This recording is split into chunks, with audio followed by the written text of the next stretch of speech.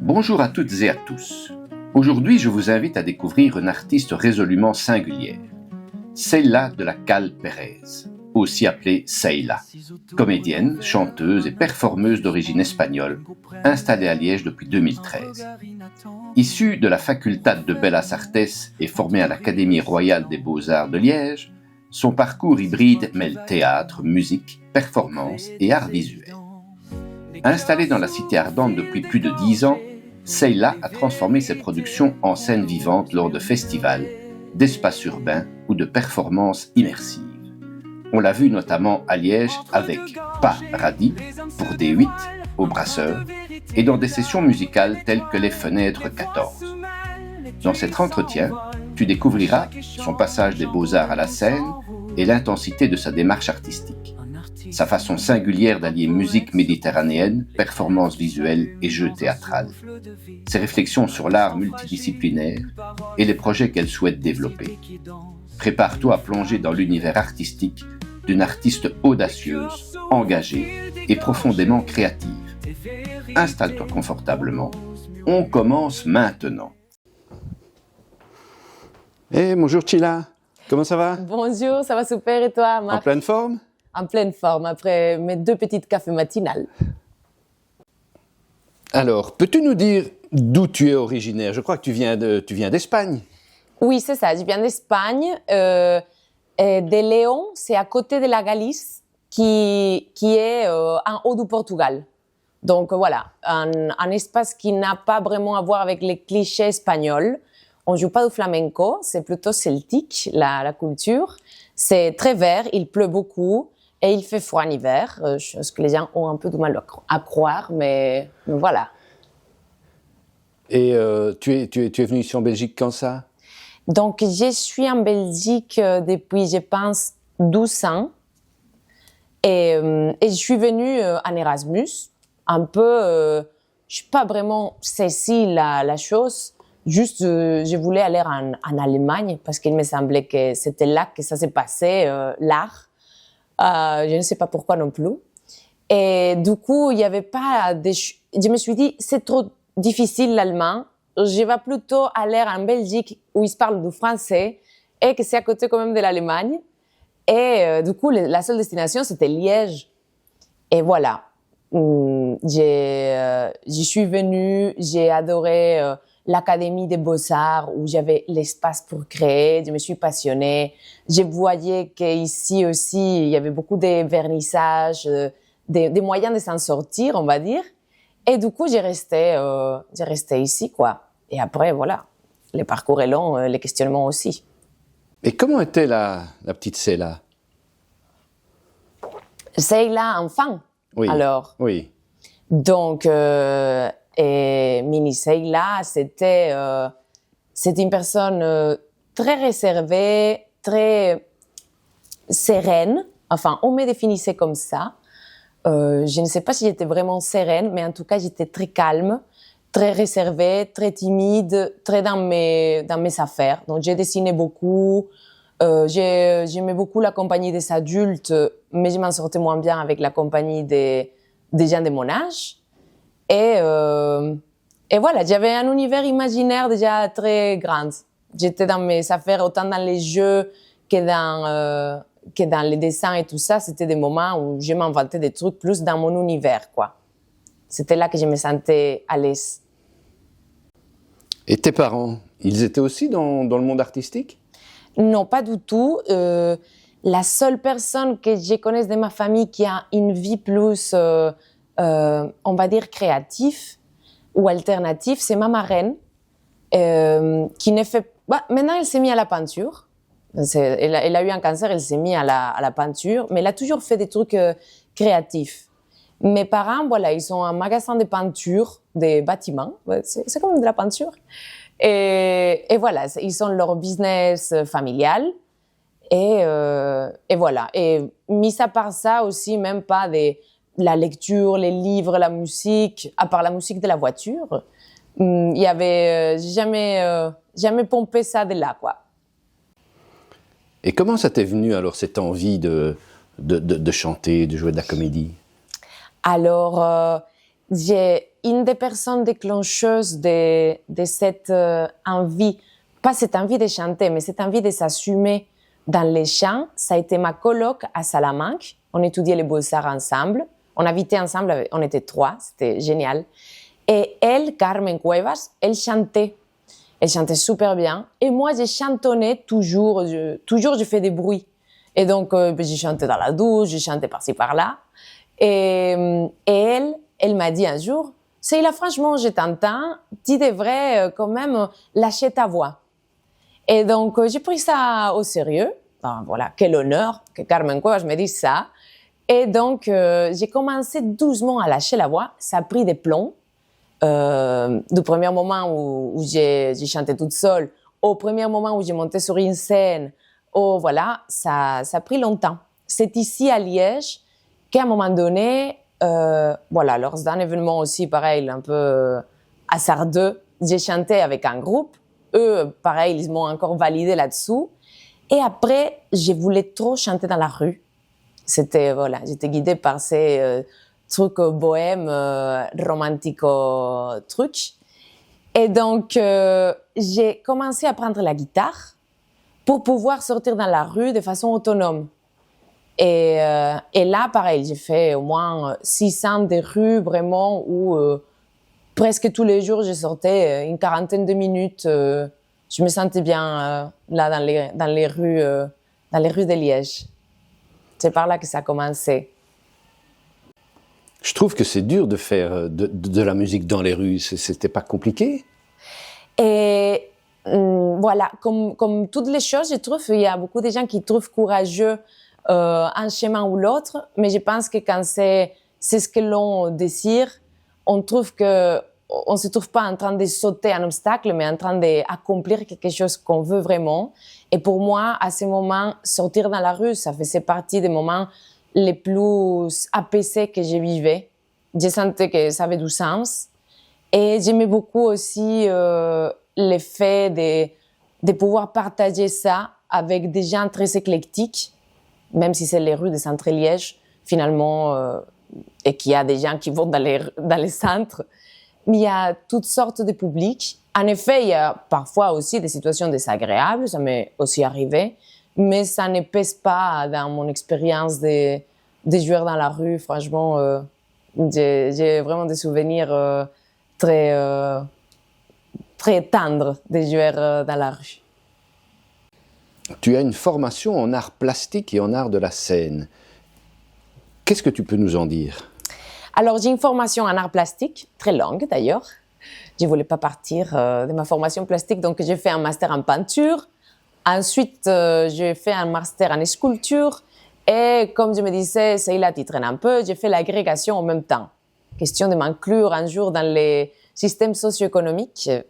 J'ai jamais utilisé vraiment mon agrégation, mais voilà, je l'ai soufferte en tout cas. Et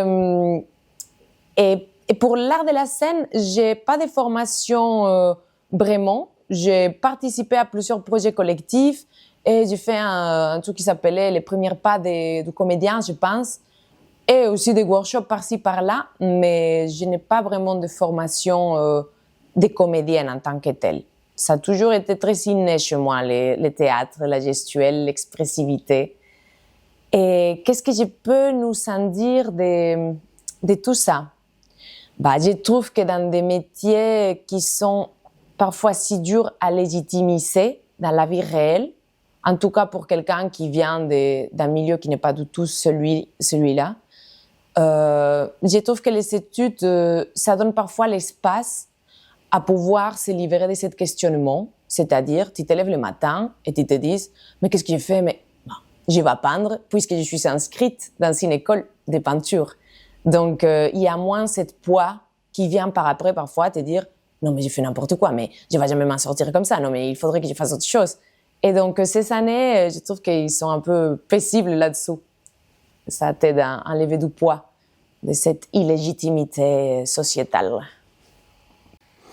Tu as notamment participé à la performance Paradis. Peux-tu nous parler de cette expérience, de ce qu'elle représente pour toi? Alors, Paradis, donc radis comme les radis. Et c'est le titre de, je pense, une de mes dernières expositions au Brasseur. Très chouette aussi les Brasseurs du fait que, en tout cas, si tu cherches sur Internet, de tous les trucs que j'ai fait, on trouve les Brasseurs. Donc, bonne communication, c'est important. Et très bon accueil aussi. Qu'est-ce que je peux vous en dire de cette exposition? Pour moi, c'était un moment toujours dur quand je faisais des expos à un moment donné. C'est pas pour rien que j'ai arrêté de faire des expositions. Mais toujours, après, on m'a parlé à un moment donné du syndrome de l'imposteur, où je me suis très fort reconnue. Mais quand j'ai lu même les petits textes que j'avais fait pour cette exposition, c'est vraiment ça. Je me définissais déjà comme artiste conceptuel, degré extrême, en fraude honnête à l'art. Enfin, voilà, tous mes trucs là. Je me définissais plus comme fumeuse de cigarettes que comme productrice d'art. Et les titres pas radis étaient sortis de cette livre absurde qui est ce livre de En attendant Godot de Beckett. J'adorais toutes ces lectures à ces moments-là de ma vie. Et il y a toujours une scène où ça revient et ça revient. Les deux personnages ont dit et quoi, j'ai faim, t'as quoi? Bah, je sais pas, j'ai quelques radis. Et à chaque fois, il a des radis. Parfois, ils sont blancs, parfois, ils sont noirs, mais il a toujours des radis. Et il y avait ce questionnement d'attendre quelque chose qui n'arrive pas, mais tu attends et t'attends dans toutes sortes de contextes, dans toutes sortes, accompagné de toutes sortes d'objets, et tu attends quelque chose. Mais tu sais même pas ce que c'est. Et ça venait à être un peu ça, ce concept de pas radis. Voilà. Tu es chanteuse, tu es comédienne. Comment est-ce qu'on pourrait te définir maintenant? Plutôt chanteuse, plutôt comédienne? Quelle est la différence entre les deux pour toi? Et la façon dont, pour moi, ça se relie très fort, c'est le fait de l'interprétation. Dans les chants, moi, s'il y a un truc que j'adore dans les chants, c'est cette façon de pouvoir vivre finalement la chanson et pouvoir du coup partager, transcendre toutes ces émotions. Et du coup, c'est là qu'en fait, le comédien est présent dans cette façon d'être présent, en fait. Et comment je me définirais? Je pense que peut-être les gens qui me connaissent un peu me connaissent plus en tant que chanteuse, parce que même quand je fais du théâtre ou autre chose, souvent je chante dans mes numéros de cabaret, souvent je chante et tout ça. Mais je me définirais comme une artiste multidisciplinaire, parce que je fais aussi de la performance. J'expérimente plein de chants, mais ils ont tous ces trucs en commun d'être au plus présent que je peux en fonction du moment et de jouer avec ça, c'est ce que j'aspire, c'est ce que j'expire, quoi. Et c'est ce que j'inspire même. Hein? Et comment peut-on te définir en tant que chanteuse? Qu'est-ce que tu chantes? J'ai commencé à chanter des covers, donc voilà, toujours dans cette ambition d'interprétation au-delà de mes moyens. Voilà, j'avais pas de textes, j'avais pas un apprentissage musical. Et comment est-ce qu'on peut me définir? Je pense que je suis voilà, dans ces trucs très théâtral. Même les gens que j'aime, mes muses principales, c'est des personnes très théâtrales. C'est ça que j'aime. Et du coup, oui, expressif, un univers un peu déluré, comment on dit, déluré, décalé, un peu, je me trouve un peu aussi preneuse du cringe, cet attachement à nos vis-à-vis personnels, cette façon de se comporter, comment on l'entend et sortir un peu peut-être de toutes ces conventions d'essayer d'y aller dans ce qu'on a envie d'exprimer et sous la forme qu'on a envie de l'exprimer, malgré que parfois ça puisse être un peu what the fuck. Et tu chantes en espagnol, en plusieurs langues? Ça, c'est drôle. J'avais une gêne à chanter en espagnol quand j'ai commencé à chanter. Donc, j'ai chanté dans mon anglais qui était loin d'être un anglais très cordial, on va dire. Et donc, j'ai commencé à chanter en anglais, plein de choses. Et puis, le temps a passé et j'ai commencé à chanter en espagnol. Mais ça a été vraiment un pas à franchir. Et après ça, je compose, c'est ce que j'ai composé. Donc, il y a du français, il y a de l'espagnol et il y a du spanglish aussi, qui est très, très en vogue. Et j'espère un jour composer aussi en French Spanish, qui est moins en vogue, mais je trouve que finalement, ça a plus de sens et de cohérence dans mon parcours. Au début, tu reprenais des chansons. Maintenant, apparemment, tu les écris toi-même. Qu'est-ce qui t'inspire dans l'écriture? Inspirer, là, il y a de la matière. Inspiration, l'observation des gens, notamment, ça me fascine. C'est un cadeau. Je remercie aussi tous ces gens qui se permettent de dégager leur folie dans la rue parce que j'adore voir ces personnes, même celles qui ne se permettent pas de la dégager, elles la dégagent aussi et c'est encore plus touchant, je trouve. Pas plus, c'est toujours touchant. Et donc, l'observation m'inspire énormément et aussi les genres. Enfin, c'est un questionnement qui est très questionné dans ces dernières années. Ça m'inspire beaucoup aussi. Tous ces carcans des genres, tous ces rôles, toutes ces choses attachées au genre, ça me paraît très, très loufoque et ça m'inspire beaucoup. Et je sais pas, c'est ce qu'on peut partager comme peut-être aussi l'affirmation de soi finalement. Peut-être parce que personnellement, comme tout le monde, mais peut-être ça me touche particulièrement, cette affirmation de moi-même. Et donc, dégager finalement cette puissance, cet établissement des limites. Voilà, souvent, par exemple, j'écris dans mes chansons. À un moment donné, voilà, la composition de celle-là, c'est genre ticling, ticling, ticling, et puis... Et donc, je trouve aussi que ça vient un peu donner ça, non? J'ai eu cette besoin, en tout cas, je l'ai eu. Et donc, ça se transmet, je pense, dans ma musique aussi. Et voilà, sinon, voilà, de l'inspiration, j'en ai des milliards d'enregistrements dans mon téléphone. Les trucs difficiles pour moi, c'est de convoiter tout ça dans un format chanson, épurer, sortir des choses. Ça, pour moi, c'est vraiment un exercice que j'essaye vraiment encore très fort. C'est très dur pour moi. J'ai écrit 20 pages faciles. Par contre, une chanson structurée, ça, c'est compliqué. Tu as récemment participé à des sessions musicales comme Les Fenêtres 14. Qu'est-ce que tu peux nous en dire sur ce projet?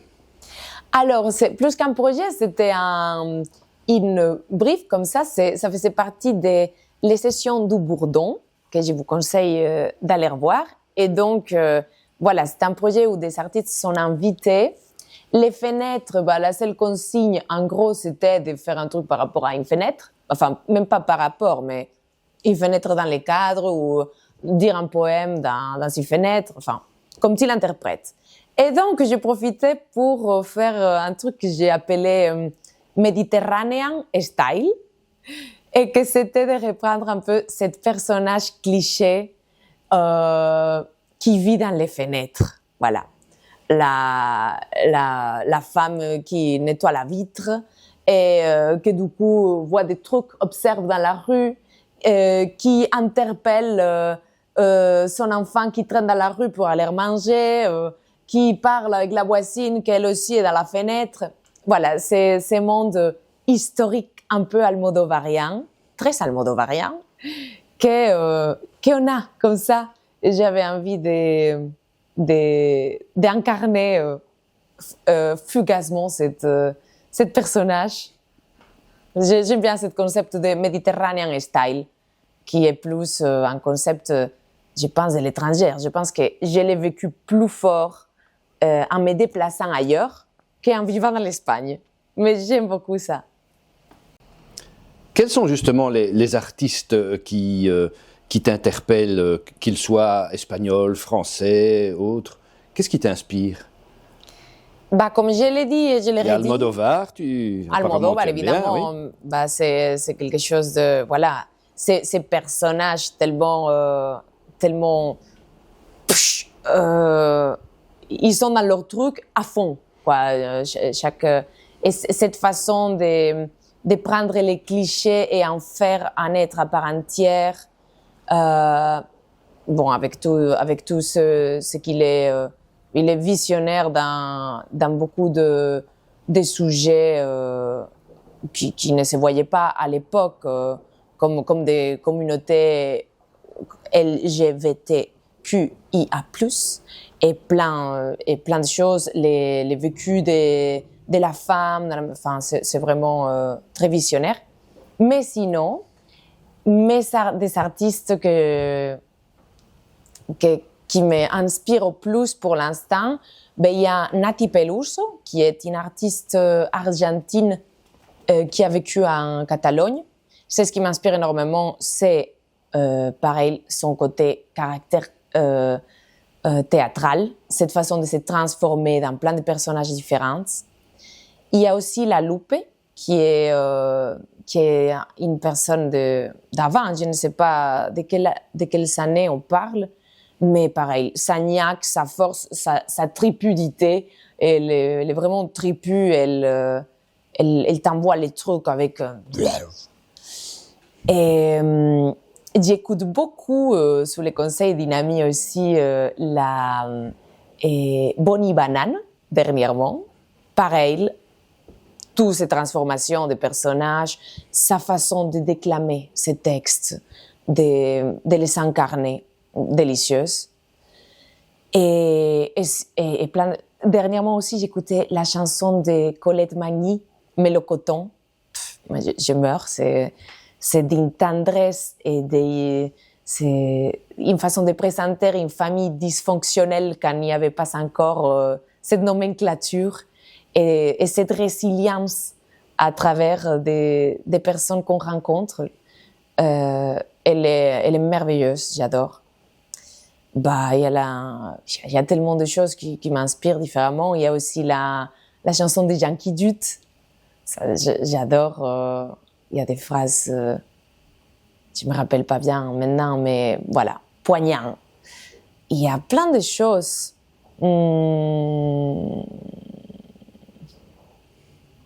Et tu écoutes de la chanson française, par exemple? Oui, ben, comme je vous dis, ben voilà, j'ai beaucoup écouté de la chanson française. Et maintenant, pour l'instant, j'écoute moins. Je suis plus d'écouter un truc à fond, tout le temps. Là, maintenant, c'est Cristóbal Briceño. C'est un Chilien avec... il en a 14 milliards d'albums. Je ne sais même pas comment il fait. Il écrit jour et nuit, il écrit. Et c'est magnifique. Très narratif comme ça, comme texte. Voilà. Et pour l'instant, je n'écoute pas forcément de la chanson française comme ça à boum, boum, boum. Mais j'ai beaucoup écouté. J'ai beaucoup écouté aussi Alain Bachung à un moment donné. J'écoutais tout le temps. Et il y a un autre gars qui fait... il fait Si j'étais un oiseau. Bertrand Belin. À un moment donné, je me suis dit... Après, c'est une chanson ou l'autre, c'est pas... Et dernièrement, j'ai réécouté encore beaucoup cette chanson-là de Colette Magny. J'ai beaucoup aimé. Voilà. Quels sont tes projets?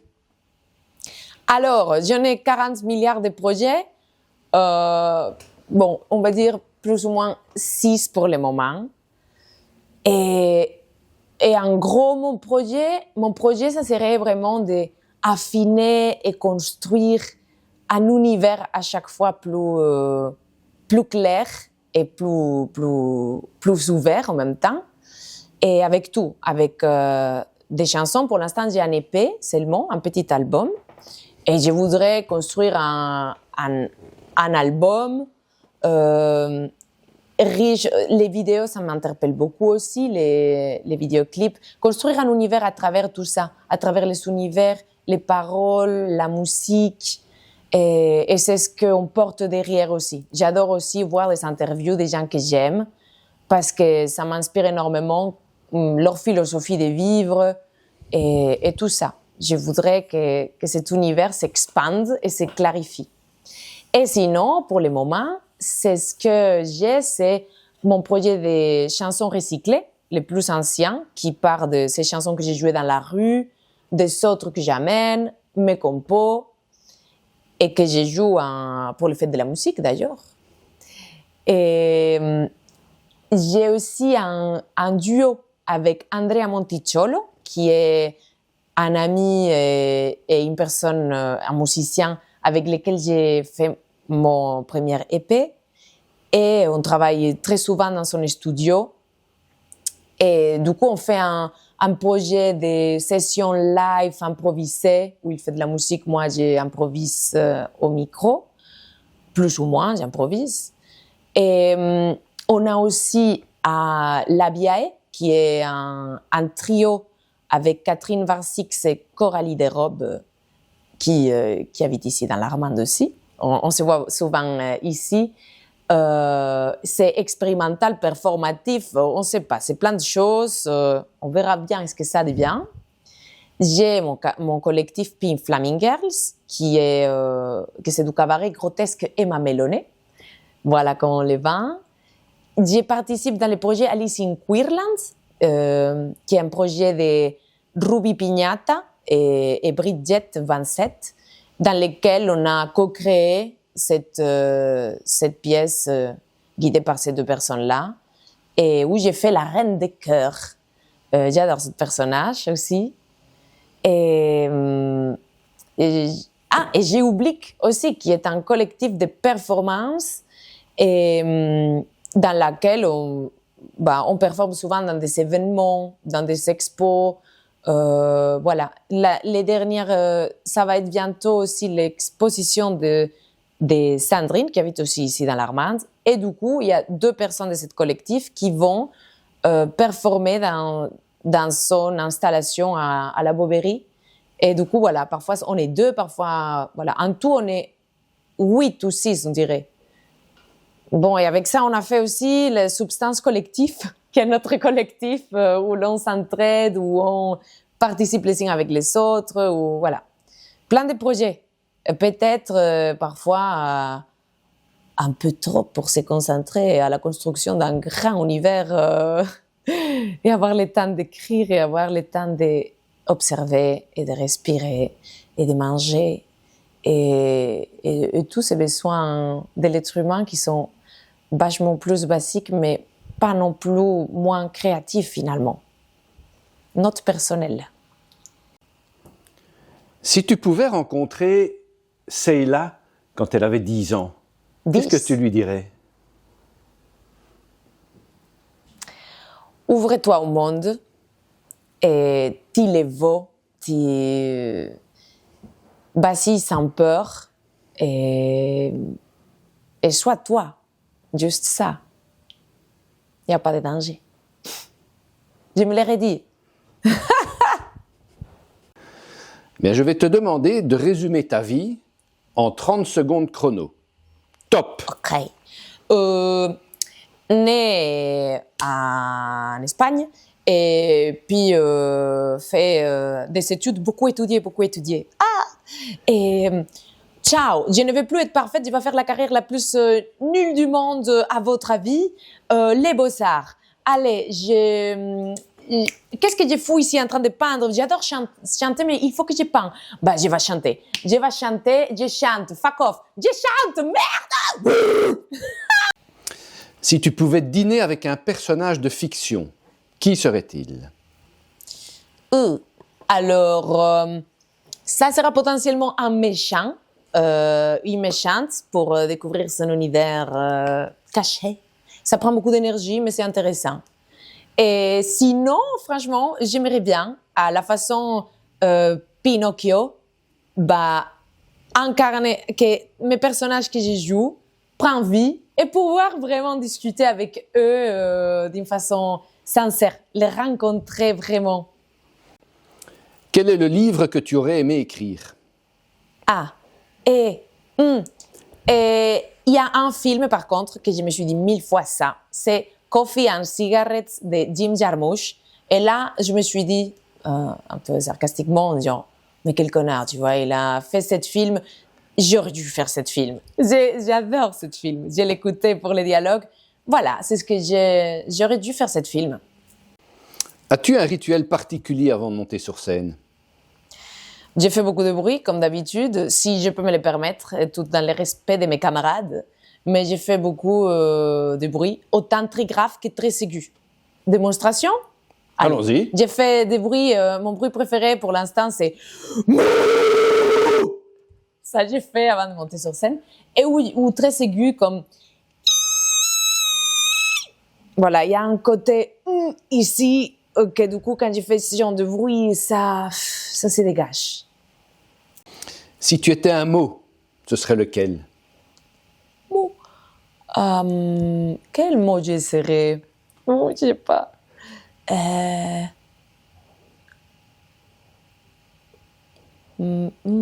Ça vient pas. Peut-être je serais un peu de silence. Je pense pas. Quelle est la chose la plus étrange ou inattendue qui t'est arrivée en tant qu'artiste? Inattendu, tellement de choses finalement, mais si peu qui restent dans la mémoire. Inattendu. Tout est quelque part inattendu parce que c'est ça, je pense, qui cause parfois cette peur, c'est que quelque part il y a un petit morceau qui est écrit, tout le reste c'est tout le temps inattendu. Donc de là toute cette tension parfois ou ces peurs que moi personnellement j'ai. C'est genre oui, voilà ça qui existe. Comment je vais les partager? Qui sera là pour les partager? Comment ça va se répondre? Tous ces inconnus, en fait, qui à chaque fois opèrent. Comme aujourd'hui, ici aussi, finalement. Si tu étais un instrument de musique? Je voudrais quand même être un piano. Si tu étais une couleur? Rouge. Si tu étais un personnage historique?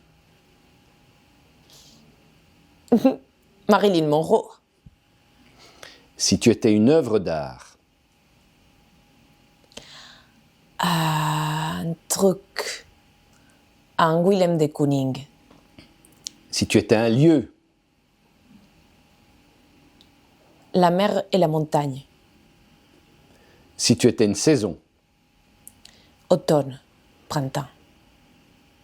Si tu étais un animal? Une loutre.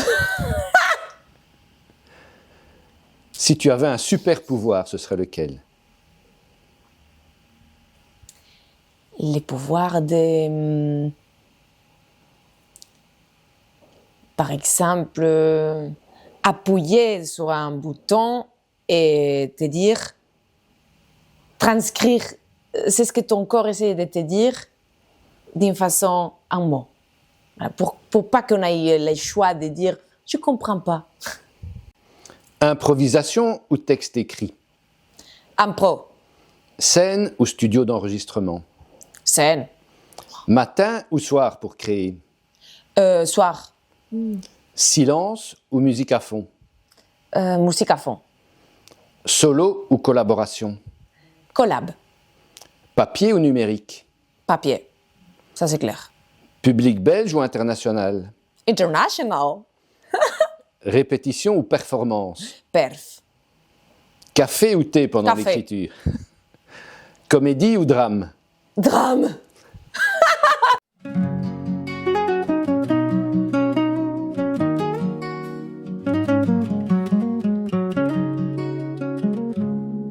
Assis autour d'un verre, un instant suspendu, des mots prennent l'air, un regard inattendu. On refait le monde entre rire et silence. Des histoires qui vagabondent au gré des évidences. Les cœurs s'ouvrent au fil des gorgées, des vérités qu'on ose murmurer.